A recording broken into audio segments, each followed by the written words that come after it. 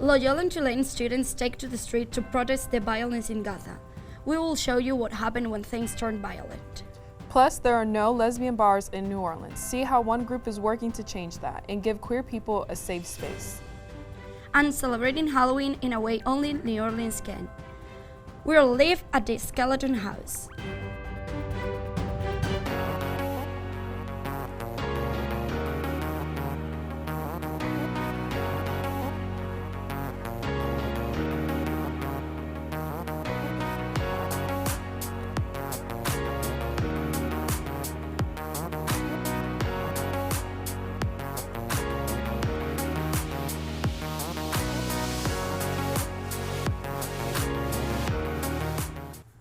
Hello and welcome to PAC News for Tuesday, October 31st. I'm E. McFarland. And I'm Maria de los Reyes Barrenengoa.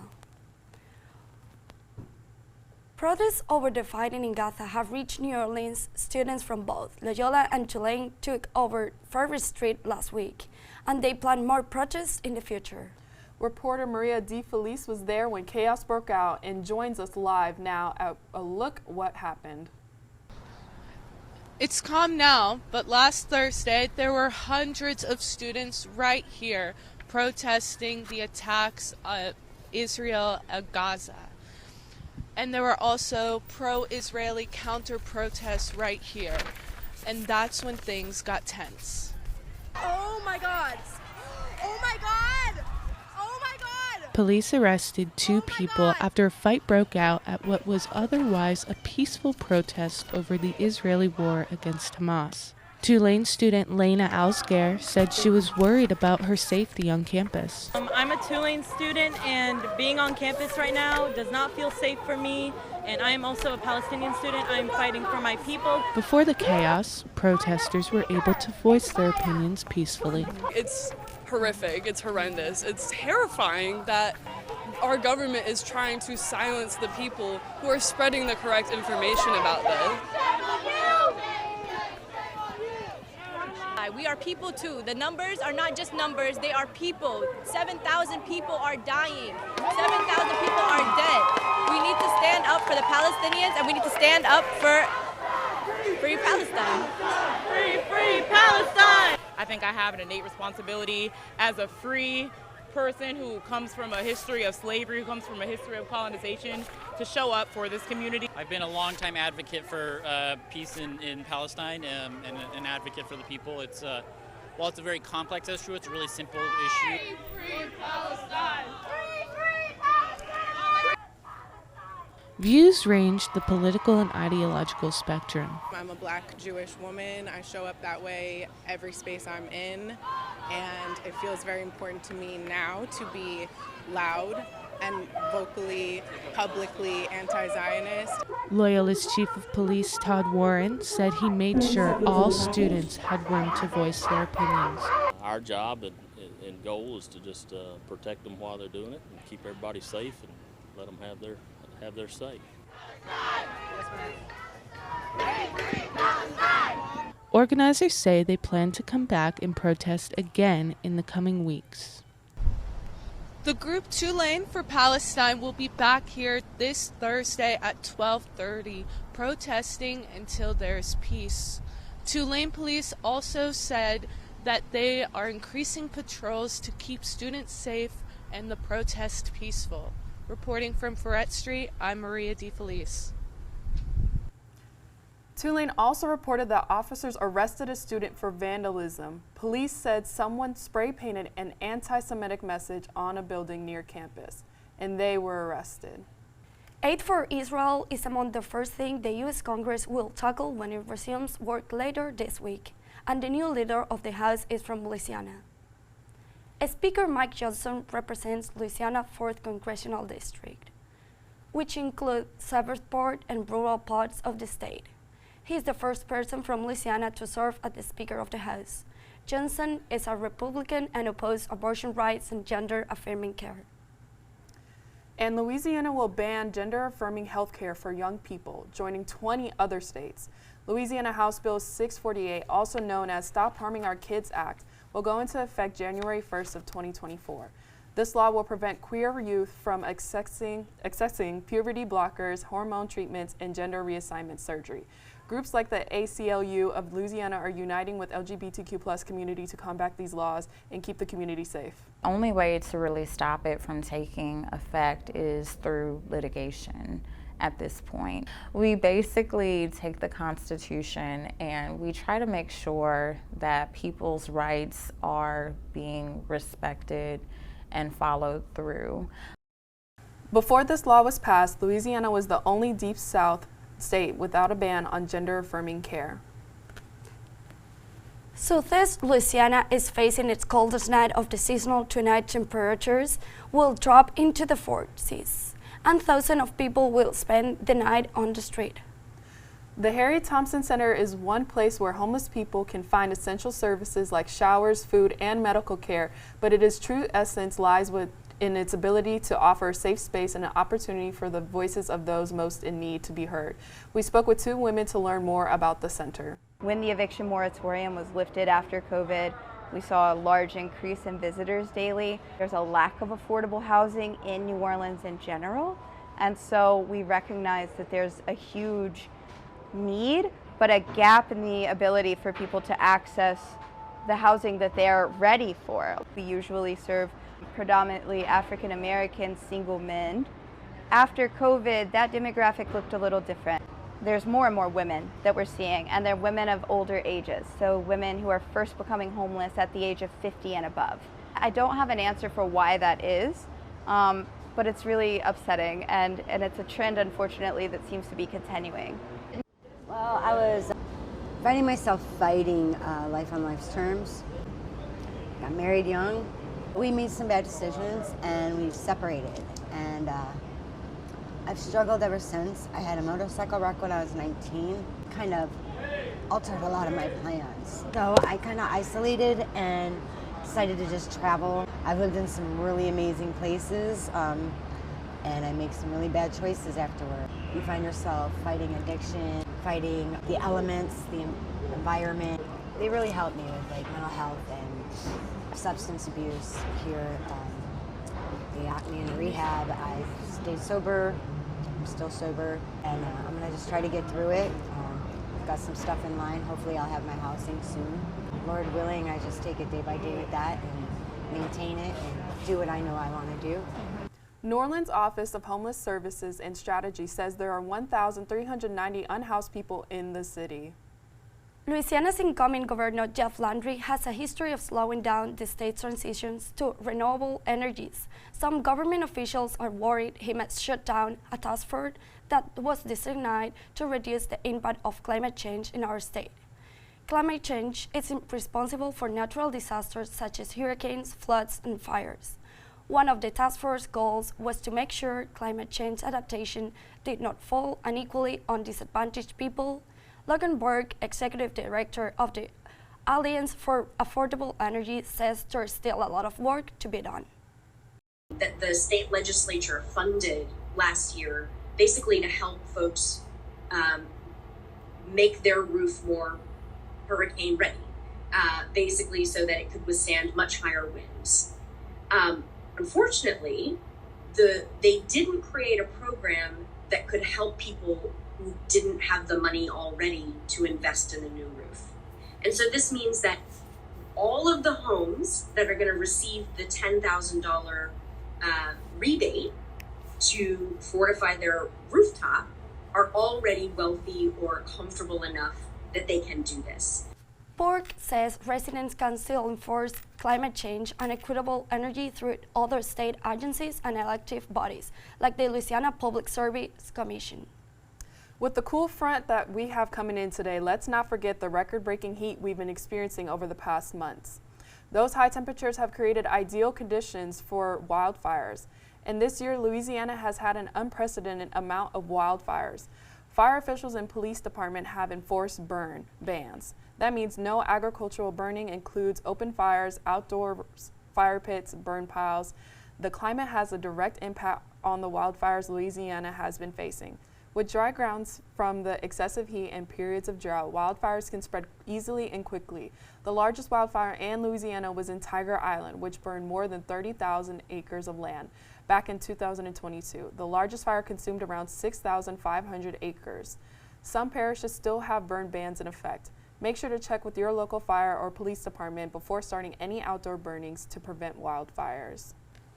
From terminate problems to unreliable appliances, many New Orleans renters have faced their fair share of housing headaches. But now they found a place to share their stories, seek support, and take action against problematic landlords. Reporter Ariana Cabrera shows us how this online community is trying to turn the tide for new renters. Renters in the Big Easy are uniting against their landlords and the unfair conditions they have suffered since Hurricane Ida. A Facebook group known as Bad Landlords NOLA has emerged as a safe space for renters to share their stories, offer support, and demand change. There's termite dust coming from behind one of the electrical outlets. Noelle Bryan had high hopes for her new home. But soon after she settled into the property, she began to notice that things were not quite up to par. Tenants like Noelle are not alone. Trey Brown, another New Orleans renter, has dealt with problems for years. Landlord, I would be just this past summer, like sitting in the heat with no central air, like no air conditioning for months at a time. Or going 4 days without a toilet and repairing it myself. Trey and Noelle are both active members of the Bad Landlords Facebook group. Again, seeing things that I was concerned about, then being confirmed by other people. Like having a group like that kind of like confirm for me, like, okay, she can't just lock me out of the house and like not allow me access to my things. The group, which is ran by the Renters' Rights Assembly, has become a powerful platform for change and advocacy. Crush Diaz is one of the 3 current admins of the group. So what we want it to be is a space where tenants in the city feel safe to just like talk about the situation they are under. A lot of times people can post anonymously, so a lot of times people do utilize that option. But at the same time, we use that as a way to organize. Though the group now boasts over 31,000 members, Crush says community involvement has remained low. We really wish like more people would start being involved and taking that energy from the group and from the Facebook group and bringing it into like the New Orleans Renters' Rights Assembly and seeing how they can be plugged in and how they can help. Renters like Noelle and Tracy look forward to change. But what does that look like? Like I understand like you want that AC fixed right now and I want your AC to be fixed. I want you to not live in mold, but sometimes that means doing a longer fight.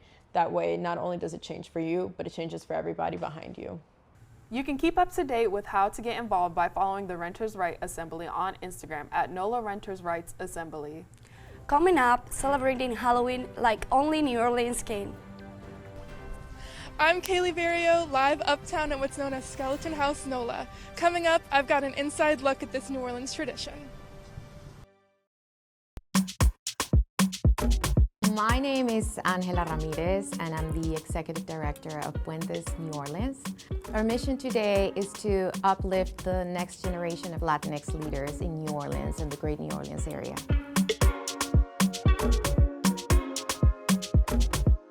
Our new logo is made up from people holding hands and they're just creating a bridge. Puentes means bridges. We're trying to bring all the Latino communities in New Orleans together. So I think it speaks for itself and we really love that.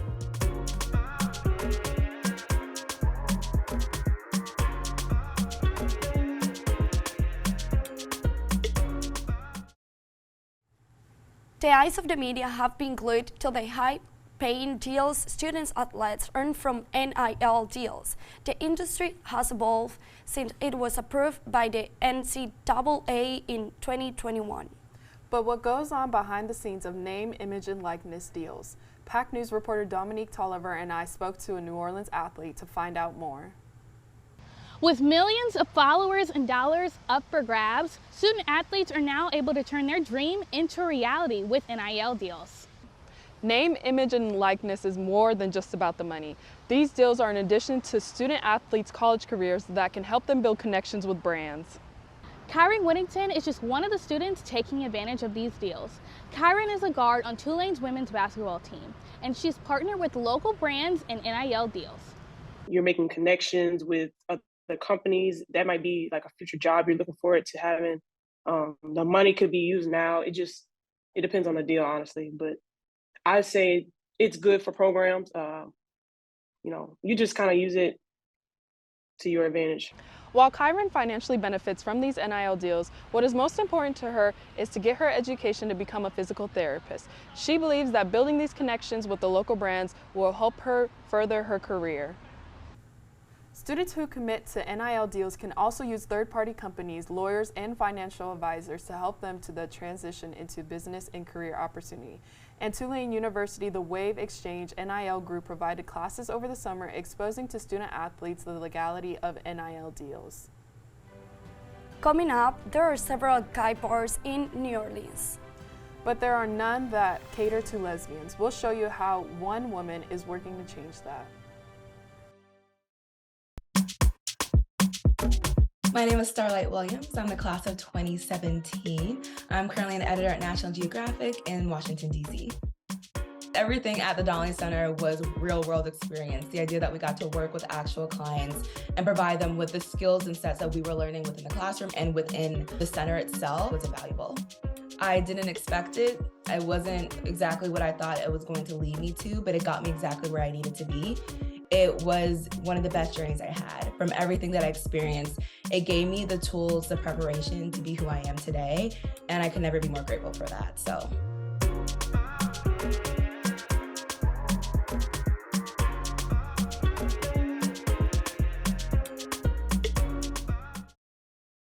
Safe spaces for queer people can be hard to find, but one New Orleans group is trying to change that.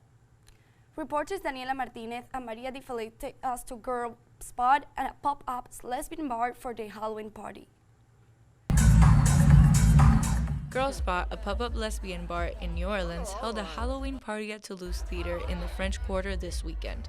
This event created a place where the LGBTQ+ community could let loose and be themselves. There's just not too many spaces where we can go and just be completely ourselves and be free and feel safe, and this is definitely one of the few. Jenna Ard, a Loyola alum, started Girl Spot in 2006 and says she wants to create a safe space for everyone, but especially lesbians, since there aren't any lesbian bars in New Orleans. Community space, as it always was, and it's now more so than ever a safe space, because that's become something that we need more than ever. And it's more than just like people say safe space, just a place where you can just be queer and be okay. We have a lot of gay bars, but we don't have a lot of like lesbian queer bars, and like we can blend, but sometimes we just want to, vibe out. By only hiring queer individuals and reserving local bars for the events, Girl Spot becomes a much-needed oasis for the community. We can hang out and it's safe and it's comfortable and we can express ourselves how we want to without fear of judgment or not fitting the standard in any sort of way, and have fun. Especially in some of the tone that's happening in society today. I think it's very important that there's a safe space for people to come to and celebrate their sexuality. Girl Spot is community. It's come and be sexy. It's come and feel safe in a place where you can just kind of throw it all out there, This has been Daniela Martinez and Maria Di Felipe reporting. Girl Spot holds several events in New Orleans every year. If you are interested in going to any of them, follow them on their Instagram account at Girl Spot or sign up for their newsletter in their website, girlspot.com. It's Halloween, and that means costumes, candies, and cadavers. Just down the street from us is a special display for this spooky holiday. Reporter Kaylee Barrio joins us live from Uptown to explain. Here at 6000 St. Charles Avenue, the weather isn't the only thing sending a chill up everyone's spine. It's Halloween in New Orleans, and Skeleton House NOLA is the perfect place to celebrate this holiday for tourists and locals alike.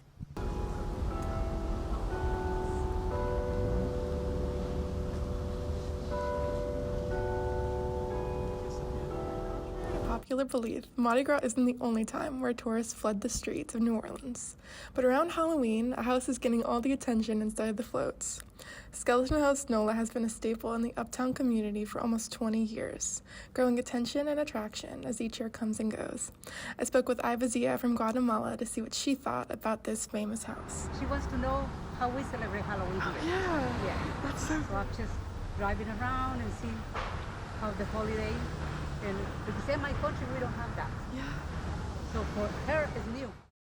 Although the owners didn't intend on this setup being scary, some viewers might disagree. Liked it. Scary.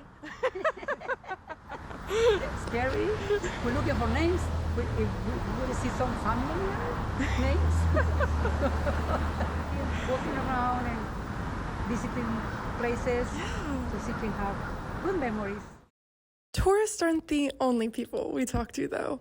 We spoke to Ken and Lisa Gilliat, Metairie local. Yeah, right before Halloween we like to come see because we like all the clever signs and whatnot that they put up. It's really interesting. I thought it was a nice little yard full. Now it's on top of the house and now it's coming outside the fence. Yeah, it's great. I hope it keeps growing. It's a great thing for tourists. It's a great thing for the locals. It gives us something to look at. It's just really nice to have this to do every year. Look how many buses. Tour buses going by all the time. This attraction packs up November 1st and won't be back till next year. Make sure to come check out this spooky scene before it's gone. Thank you, Kaylee. So what are your plans for today for Halloween? Well, I'm not sure. Probably I will go to a Halloween party and you're going to dress up. You know, I'm not going to dress up this year, but I will be eating candy at home, watching movies with my friends. So That's great. So hope you have a great Halloween day and have fun. Thank you so much for watching us. Thanks for watching.